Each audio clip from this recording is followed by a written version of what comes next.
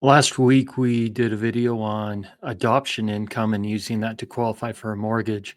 This week, we're going to look at foster income and how that can be used to qualify and what requirements are needed for the underwriter to be able to count that income.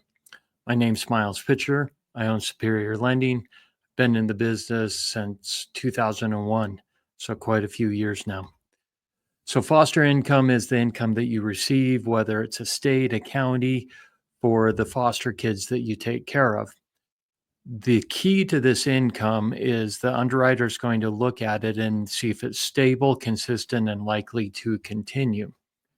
This is different than the adoption income because as you adopt a kid, you will have that continuance of income coming in for the next set period, 3+ years or so. With foster income, you may, as children or foster kids come in and out of your home, that income can change and vary over time. So we have to deal with it differently than we do adoption income. So let's look at our different agencies. When I say agency, we're talking Freddie Mac, Fannie Mae, which is our conventional loans, FHA, VA, and USDA. We'll start with our conventional loans through Freddie Mac and Fannie Mae. They're going to look back and see what you have received over the past 2 years. Sometimes on Fannie Mae, they will allow you to take less than 2-year history, look at maybe 12 months. And there's some ways you have to be able to do that. But they're also going to look and see, is this likely to continue? You'll notice a difference here in Fannie Mae and Freddie Mac. For example, Freddie Mac, you have to prove that this is most likely going to continue for the next 3 years. However, Fannie Mae does not have the 3-year requirement. It just says it's most likely or expected to continue. And then you'll see some differences here in the calculation method. One's a 24-month average. The other one is the actual amount from the agency. And then it shows you what else needs to be done there.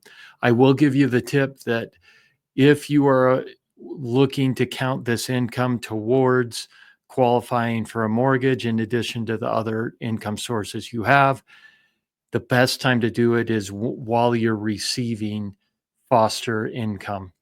And that may seem obvious, but if you've had some foster kids leave and you have some coming into the home, that gap in between is not the ideal time to be applying for a mortgage if you need to count this income. Do it once you have someone in your home. All right, next up is our FHA. Again, 2-year history of receipt, have to verify through the agency that it's going to continue. And then they use the lesser of the 1-year or 2-year average. So they're going to take worst case scenario on there. These next two are interesting. Not my favorite, but the VA is not allowed. So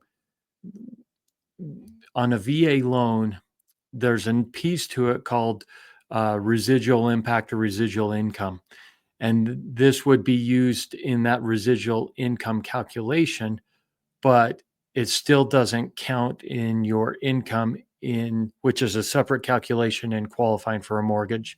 So just be aware that if you're trying to do a VA loan, you're not going to be able to count the foster income. It will give you a little help on that residual income calculation.